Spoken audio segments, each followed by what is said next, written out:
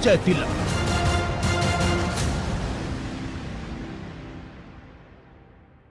नमस्कार, स्वागत है आपका एबीपी गंगा के खास शो विजय तिलक में। मैं हूं अवधेश। आज हम कानपुर देहात जिले में हैं। भले ही सियासी तौर पर यहां पर सीटें कम है विधानसभा की, लेकिन समीकरण बहुत बड़े हैं, मुद्दे बहुत बड़े हैं, पहचान अपनी अलग है और इसके साथ ही साथ यहाँ का जो रहन सहन है, यहाँ की जो जिंदगी है, वो अपना खास अंदाज रखती है। तो चलिए कानपुर देहात में चलते हैं और जानते हैं कि क्या है यहाँ की जिंदगी, क्या है यहाँ की सियासत और यहाँ से आखिर विजय तिलक किसका होने जा रहा है।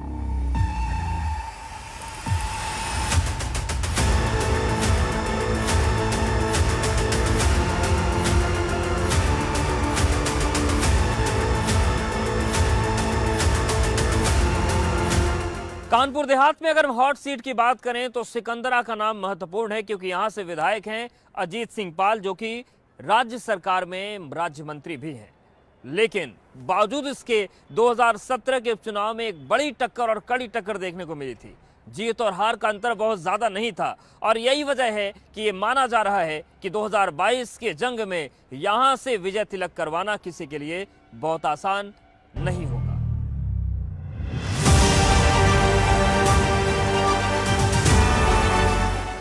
कानपुर नगर से कानपुर देहात की दूरी करीब 60 किलोमीटर है और इन 60 किलोमीटर में कानपुर देहात के मुद्दे भी बदल जाते हैं। कानपुर देहात जिले में कुल 4 विधानसभा सीटें हैं, जिन पर भाजपा का कब्जा है। कानपुर देहात की 4 सीटों में सबसे हॉट सीट सिकंदरा सीट है, जहां से यूपी कैबिनेट में राज्य मंत्री अजीत पाल सिंह विधायक है। सिकंदरा सीट के सियासी इतिहास की बात करें तो 2012 में सिकंदरा सीट पर बसपा के इंद्रपाल सिंह विधायक बने। 2017 में भाजपा के मथुरा प्रसाद पाल विधायक बने। मथुरा प्रसाद पाल के निधन के बाद सीट खाली हुई और 2017 में उपचुनाव में अजीत पाल सिंह विधायक बन गए। यूपी सरकार में राज्य मंत्री बनाए गए अजीत पाल सिंह। उत्तर प्रदेश की सियासी बिसात पर बुलंदी के लिए हर सूरमा लगा हुआ है, कोशिशें चल रही हैं और कोशिश ये है कि चुनाव जीतें, विजय तिलक करवाएं और सरकार बनाएं। कानपुर देहात की हम बात करते हैं तो यहाँ पर 2 हॉट सीट है, उनमें से एक है सिकंदरा विधानसभा सीट, जिसके विधायक हैं अजीत सिंह पाल, जो कि राज्य मंत्री भी हैं इलेक्ट्रॉनिक्स एवं सूचना प्रौद्योगिकी। अगर हम इस विधानसभा की बात करें सिकंदरा की, तो सबसे पहले 2017 में जो चुनाव हुए, उसके पहले 2012 में बीएसपी के यहाँ पर विधायक हुआ करते थे, लेकिन 2017 में मथुरा प्रसाद पाल बने विधायक। लेकिन कुछ ही दिनों के बाद उनका निधन हो गया और उनके बेटे को एक बार फिर से पार्टी ने टिकट दिया और अजीत सिंह पाल यहाँ से चुनाव जीते। एक बार फिर से अजीत पाल सिंह ने सिकंदरा सीट से जीत का दावा किया है। वहीं अगर हम बात करें, जीत का अंतर बहुत ज्यादा नहीं था, क्योंकि समाजवादी पार्टी के प्रत्याशी सीमा सचार ने कड़ी टक्कर दी थी और महज 12,000 वोटों से वो हार गई थी। ऐसे में माना जा रहा है कि सिकंदरा एक बार फिर से 2022 में हॉट सीट बनेगी और यहां पर कांटे की टक्कर देखने को मिलेगी। जहां एक तरफ क्षेत्र में विकास का दावा अजीत पाल सिंह की तरफ से किया जा रहा है, वहीं दूसरी तरफ विपक्ष की निगाहें इस सीट पर जमी हुई है। उत्तर प्रदेश की जनता ने मन ही बना लिया है कि हमें उत्तर प्रदेश में इस सरकार को उखाड़ फेंकना है। और जहां तक समाजवादी पार्टी की बात है, समाजवादी पार्टी का एक एक कार्यकर्ता हर बूथ पर पहरेदारी की तरह खड़ा है और उसने मन बना लिया है कि उत्तर प्रदेश में हर मोड़ पर चाहे जितनी भी संकट आ जाए, लेकिन समाजवादी पार्टी का कार्यकर्ता पूरी लड़ाई लड़कर उत्तर प्रदेश में समाजवादी पार्टी को स्थापित कर देगा। इन दावों के बीच ये देखना दिलचस्प होगा कि आखिर सिकंदरा की जनता किसका करेगी विजय तिलक। एबीपी गंगा के लिए कानपुर देहात से अवधेश मिश्रा के साथ ब्यूरो रिपोर्ट। कानपुर देहात में अकबरपुर रनिया विधानसभा सीट को भी हॉट सीट माना जाता है, क्योंकि यहां पर कांटे की टक्कर हुई और सबसे बड़ी बात यह कि ये सीट समाजवादी पार्टी का गढ़ मानी जाती है। लेकिन मोदी लहर जब 2017 में आई तो प्रतिभा शुक्ला ने भाजपा का खाता यहां पर खोल दिया। लेकिन जो हालात और समीकरण हैं, उन सब के बीच ये माना जा रहा है कि समाजवादी पार्टी अपनी वापसी को लेकर पुरजोर कोशिश में है और इसी वजह से यहां पर मुकाबला कड़ा देखने को मिलेगा।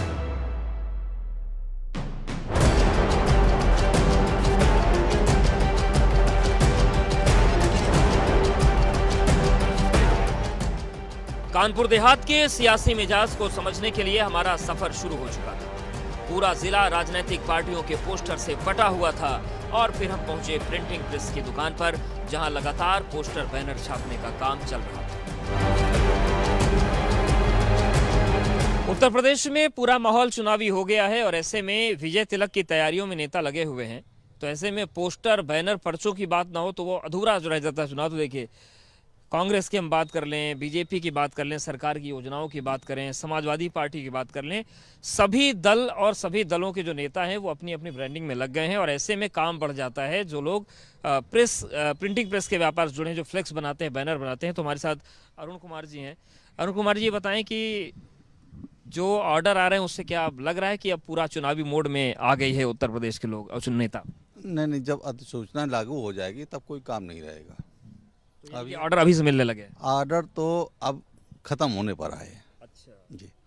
अब ये होता है कि जैसे रैली होती है कोई, तो रैली में थोड़ा सा अपने आप को दिखाने की कोशिश की जाती है, तो आपाधापी में थोड़ा बहुत ऑर्डर आ जाता है। अच्छा, ये बताइए कि सबसे ज़्यादा किसने ऑर्डर दिया? अगर हम बीजेपी, कांग्रेस और सपा की बात करें तो ज़्यादा नेता किसके आगे हैं पोस्टर छपवाने में? जाहिर सी बात है, गवर्नमेंट।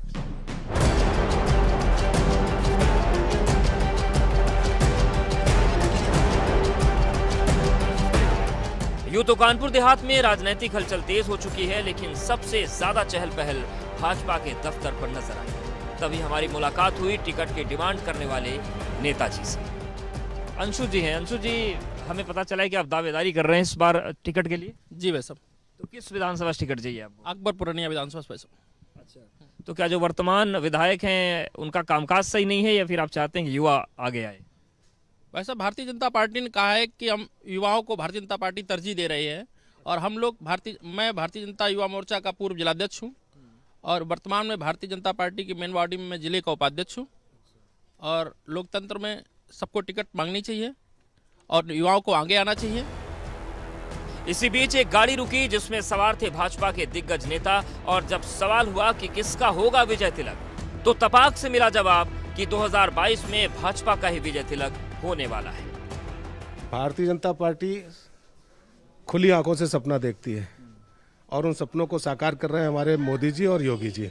धरातल पर काम कर रही है भारतीय जनता। 24 घंटे कार्यालय में काम हो रहा है इस समय? बिल्कुल हो रहा है, बिल्कुल हो रहा है। आप देख रहे हैं, आपके सामने हो रहा है। कानपुर देहात की फिजाओं में मानो सियासत घुली हुई है और हर दल कानपुर देहात की अहमियत को समझता है, इसलिए सभी ने अपनी ताकत झोंक दी है। एबीपी गंगा के लिए कानपुर देहात से अवधेश मिश्रा के साथ ब्यूरो रिपोर्ट। कानपुर देहात के ग्रामीण क्षेत्रों में अगर हम जाएं तो दो ऐसी चीजें मिलती हैं जो इस शहर को खास बना देती हैं। पहला, महामहिम राष्ट्रपति रामनाथ कोविंद का गांव और दूसरा छोटी काशी जो विद्वानों की नगरी मानी जाती है। तो चलिए आपको वो तस्वीरें दिखाते हैं और समझाते हैं कि कानपुर देहात कितना हाई प्रोफाइल गांव को अपने गोद में समेटे हुए।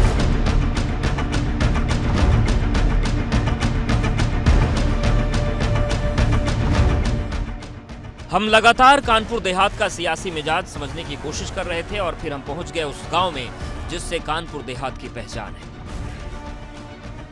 एबीपी गंगा की विजय तिलक यात्रा पहुंच गई है महामहिम राष्ट्रपति रामनाथ कोविंद के गांव परौख में। अब लगभग 1 किलोमीटर की दूरी बची है। राष्ट्रपति के गांव में हम जाएंगे और देखेंगे कि उनके गांव में क्या स्थितियां हैं। परौख गांव देश के राष्ट्रपति रामनाथ कोविंद का गांव है, जहां पक्की सड़कों से लेकर पक्के मकान थे और हम पहुंच चुके थे उस घर पर जहां रामनाथ कोविंद रहा करते थे। तो कानपुर देहात में हम आए हैं और ये गांव है महामहिम राष्ट्रपति रामनाथ कोविंद का और देखिए ये उनका मकान है। हालांकि इसको मिलन केंद्र में तब्दील कर दिया गया है। सामाजिक कार्य होते हैं इसमें, ग्रामीणों की जो भी मदद हो जाती है। और ये परौख गाँव है, ये उन्हीं का गाँव है। तो यहाँ पर हम ये देखने के लिए पहुँचे हैं कि कितनी सूरत बदली और लोग बताते हैं कि राष्ट्रपति के आने के बाद कायाकल्प हुआ। राष्ट्रपति रामनाथ कोविंद के चाचा से हमारी मुलाकात हुई जो सादगी से गांव में रहकर जीवन जी रहे हैं। ये बताएं कि अब तो ये गांव जो है इसकी अलग पहचान हो गई, राष्ट्रपति का गांव हो गया है। कितना बदला गांव ये उनके राष्ट्रपति बनने के बाद? अब बदला का काम अब काफ़ी विकास हो रहा है। अस्पताल भी बन रहा है, सड़क वड़क भी बनाई गई है और पीछे बिल्डिंग भी बनी, स्कूल भी। हाँ, बताइए कि राष्ट्रपति तो आपके भतीजे हैं, तो बातचीत होती रहती है? बातचीत तो जब जरूरत होती है तो बातचीत हो जाती है। वैसे आप क्या करते हैं गांव में? हम मतलब खेती किसानी अपनी करते हैं। राष्ट्रपति के गांव परौक से हम पहुंचे इंद्रुक गांव, जहां गांव के अंदर जाने के लिए चौड़ी सड़कें हैं, लेकिन जैसे ही गांव में पहुंचे तो कच्ची सड़कें और कच्चे मकान नजर आए। सरकार बनेगी? सरकार तो यहाँ अखिलेश की बनेगी। अच्छा, योगी जी बहुत अच्छा काम नहीं कर पा रहे हैं? नहीं, योगी जी के राज में सिर्फ जानवर काम कर रहे इधर। अच्छा। हाँ, और अधिकारी? अधिकारी तो यहाँ कोई दिखता नहीं है। हमारा सफर लगातार चल रहा था। इसी बीच हम पहुंचे सरगवा बुजुर्ग गांव, जिसे छोटी काशी भी कहते हैं। कानपुर देहात में हम हैं और जानने की कोशिश कर रहे हैं कि विजय तिलक को लेकर तैयारियां क्या हैं। और देखिए, ये गांव है जो छोटी काशी के नाम से जाना जाता है। बहुत मान्यता है इस गांव की, और माना जाता है कि काशी विश्वनाथ में जो भगवान का शिवलिंग है, उसका ही एक प्रतिरूप यहाँ भी हुआ करता था। इसी वजह से इसे छोटी काशी के नाम से जानते हैं। हमने गांव के अंदर जाकर ये समझने की कोशिश की कि क्या विकास का प्रकाश इन्हीं रास्तों पर चलते हुए गांव तक पहुंचा। इसका विजय तिलक होगा? हम तो भाजपा में विजय तिलक होगा पक्का। अखिलेश जी अच्छे नहीं है? अखिलेश भी बढ़िया है, वो भी काम करते हैं। अब जिसकी सरकार आती है वो भी अच्छा काम करता है। सबसे ज्यादा इसमें बीजेपी काम होते हैं।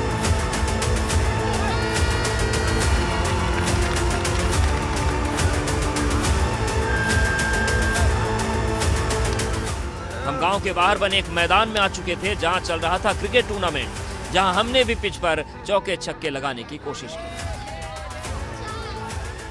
तो कानपुर देहात में हम पहुंचे हैं विजय तिलक की स्थिति को समझने के लिए, और सरगावा बुजुर्ग गांव में आए तो देखिए यहाँ पर जो क्रिकेट टूर्नामेंट हो रहा है वो चल रहा है, और जितने खिलाड़ी यहाँ पर मौजूद हैं, और उसके अलावा यहाँ पर कमेंट्री चल रही।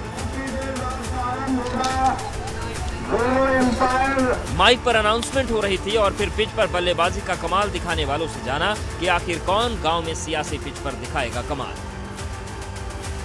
कितने दिन का मैच चलता है? पूरा मैच लगभग 8-9 दिन चलते हैं। कौन जीत रहा है यहाँ? जीतने की उम्मीद तो क्रिकेट बाई चांस है। जो अच्छा खेलेगा वही जीतेगा। और ये बताइए कि 2022 में कौन अच्छा खेल रहा है सियासी तौर पे? सियासी तौर पे, क्योंकि यहाँ क्रिकेट का मैदान है, क्रिकेट के प्रेमी हैं सारी टीम। तो सब वोटर भी तो हैं। क्या लग रहा है किसका विजय तिलक होगा 2022 में? क्योंकि हमारे उद्घाटन में शुभम पाल आए हैं, उन्हीं का सपोर्ट है। वो पार्टी से लड़े या निर्दलीय। कानपुर देहात के शहरी इलाके से लेकर गांव तक की हवाएं सियासी हो चली हैं, और कर ली है तैयारी अपने पसंद के नेता के माथे पर विजय तिलक करने की। एबीपी गंगा के लिए कानपुर देहात से अवधेश मिश्रा की रिपोर्ट। कानपुर देहात की बात करें तो यहाँ पर शहरी क्षेत्र के मुद्दे अलग हैं, ग्रामीण क्षेत्रों के मुद्दे अलग हैं। अगर हम शहरी क्षेत्रों की बात करें तो विकास को लेकर तमाम लोग बातें करते हैं। महंगाई एक बड़ा मसला है। इसके साथ ही साथ लोगों की जो बढ़ती हुई जागरूकता है वो उन्हें मुखर होकर बोलने के लिए प्रेरित करती है। ऐसे में शहरी जिंदगी क्या है इस शहर की, दिखाते हैं आपको।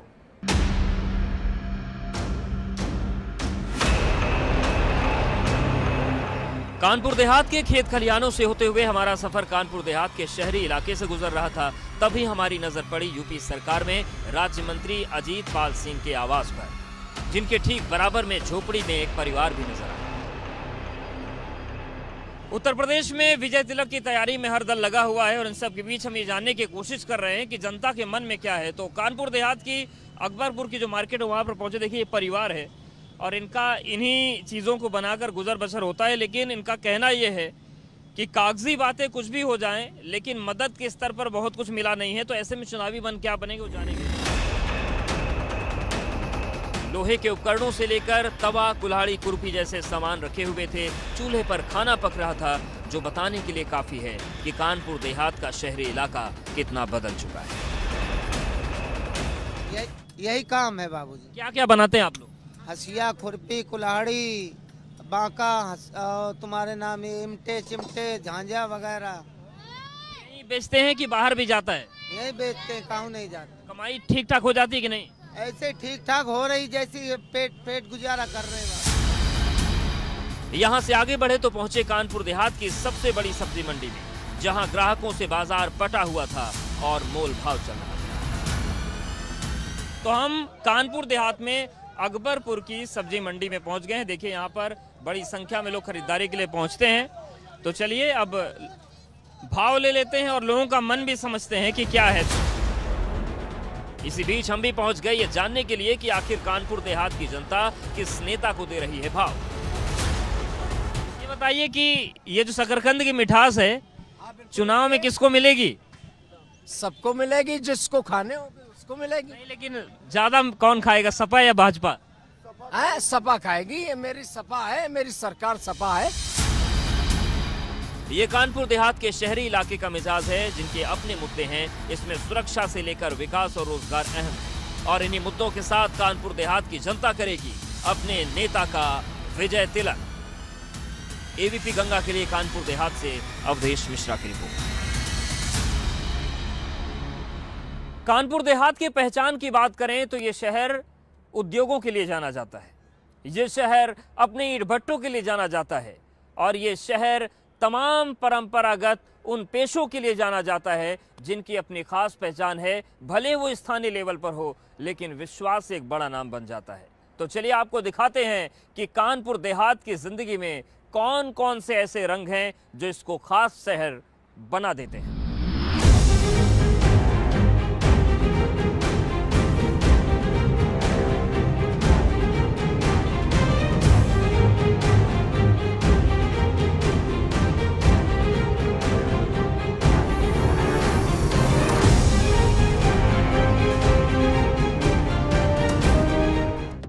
कानपुर देहात के सियासी मिजाज के साथ साथ हम कानपुर देहात के लोगों का मिजाज भी समझ रहे थे। तभी हम पहुंचे शहरी इलाके में बनी मुन्ना हलवाई की दुकान पर। एक बड़ी मशहूर कहावत है, ऊंची दुकान फीका पकवान, लेकिन हम आज कानपुर देहात में उस दुकान पर आए हैं जो है तो छोटी देखने में, लेकिन पकवान ऊंचे हैं, विश्वास बहुत बड़ा है, और यहाँ पर कई दशकों से लोग इस दुकान से जुड़े हुए हैं। तो देखिए, ये कानपुर देहात की मुन्ना हलवाई की दुकान कही जाती है, और ये माना जाता है कि शुद्धता के मामले में, भरोसे के मामले में इससे बेहतर कोई जगह कानपुर देहात में नहीं है। लजीज व्यंजन और मिठाइयों से सजी दुकान, और फिर वहां मौजूद लोगों ने बेबाकी से बताया कि आखिर किसे खिलाएंगे जीत की मिठाई। बताइए कि इतना भरोसा है, आपके यहाँ तमाम लोग आते हैं, क्या लग रहा है किसका विजय तिलक होगा 2022 में? ये भाजपा के हम लोग हैं, भाजपा ही अच्छी पार्टी है। हाँ, उसी को। कानपुर देहात की जीवन शैली किसी और शहर की तरह ही है, लेकिन यहाँ नजर आते हैं ईंट भट्टे जो यहाँ के लोगों को रोजगार देता है। तो कानपुर देहात की जब हम बात करते हैं तो अलग अलग चीज़ों के लिए पहचाना जाता है, औद्योगिक क्षेत्र है, लेकिन ईंटों के उत्पादन के लिए इस शहर का बहुत नाम है, अपना अलग सम्मान है। और देखिए, ऐसे ही एक ईंट भट्टे में मौजूद हैं, अपने मुद्दों के साथ अपने नेता का विजय तिलक करने को लोग तैयार हैं। ये बताइए कि ईंट उद्योग अच्छे से आगे बढ़े, इसके लिए कुछ सरकार कर रही है? सरकार की नीतियों के बिना तो कुछ संभव है ही नहीं। काफ़ी छूटें मिली हैं योगी सरकार से, काफ़ी कुछ मिला है। पहले जो ईसी में जो लगता था चार्जेस, वो सब खत्म कर दिए गए हैं। मिट्टी में काफ़ी सहूलियत। मतलब आप लोग खुश हैं? जी जी। ईंट भट्टों के साथ साथ कानपुर देहात में मधुमक्खी पालन का काम भी होता है। ये बताएं कि कितने दिन में ये हो जाती है शहद? ये कितने बॉक्स रखे हैं आपने यहाँ पे? हम 250 बॉक्स रखे हैं, 250 बॉक्स रखे हैं, और ये एक सप्ते में हो जाती है तैयार शहद। कितने लीटर बन जाती है? ये हो जाती है 100 लीटर हो जाती है। 100 लीटर। तो ये क्या कुछ खास प्रजाति की मधुमक्खियाँ होती हैं? कहाँ से लाते हैं, कैसे सब कुछ होता है? ये इटली मधुमक्खियाँ हैं। अच्छा, इनकी क्या खास बात? ये खास बात है इसकी, हम लोग पालते हैं ना, ये पालतू ही तो पालते हैं। तो काटती बहुत तेज है, दर्द हो रहा है मुझे। हाँ, काटती तो है। कानपुर देहात के लोगों का मिजाज आपने देखा, और साथ ही हमारे कैमरे में कैद हो गया था लोगों का सियासी मिजाज, कि आखिर वो किसके माथे पर सजाएंगे विजय तिलक। एबीपी गंगा के लिए कानपुर देहात से अवधेश मिश्रा की रिपोर्ट। कानपुर देहात के सफर में आज के लिए फिलहाल इतना ही, लेकिन विजय तिलक में एक नए शहर में फिर आपसे मुलाकात होगी। आपको बताएंगे कि सियासी मुहाने पर खड़े प्रदेश में क्या बन रहा है लोगों का मूड, और विजय तिलक की जो यात्रा है वो किस तरीके से किसके करीब जा रही है। आज की खास पेशकश में फिलहाल इतना है।